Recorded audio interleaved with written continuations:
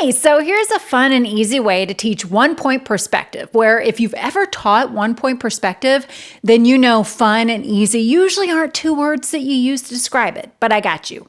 Take a horizontal piece of paper, starting at the left side, bring it over to the right side and fold, unfold, and then bring the top down to the bottom, folding the paper.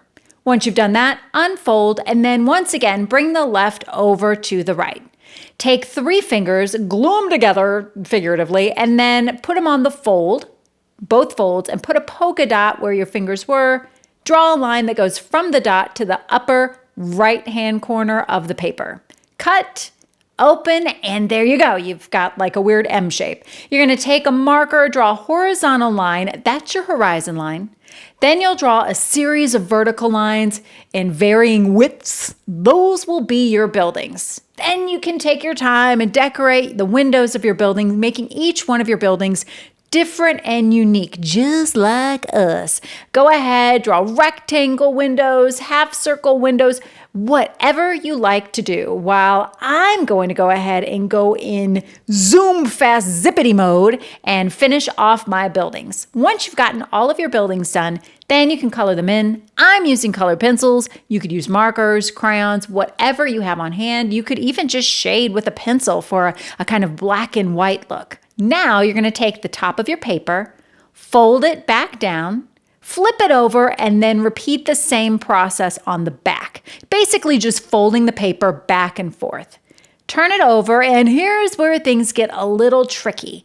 You're going to put your index finger, your pointer finger, right there in the middle, and then bring the buildings down just a little bit, creating a fold. You see it? A fold behind the buildings. There we go. Give that paper a massage so it stays put.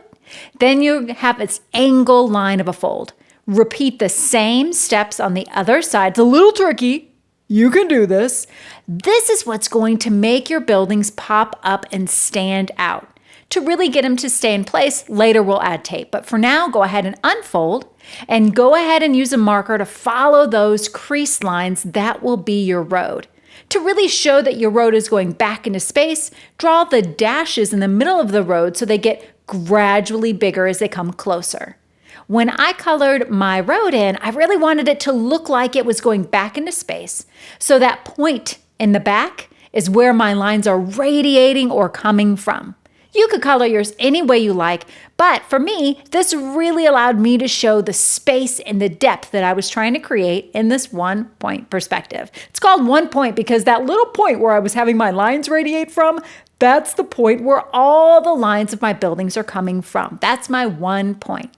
Now that I'm done coloring, I'm going to go ahead, bend it back up, and now's the time to tape into place. I'm thinking that a little video on how to make a car, especially a superhero car, since it is Superhero Week, if you're hanging with me, might be pretty fun. So there you have it, an easy and simple-ish, except for that stinky fold, one-point perspective. Have fun.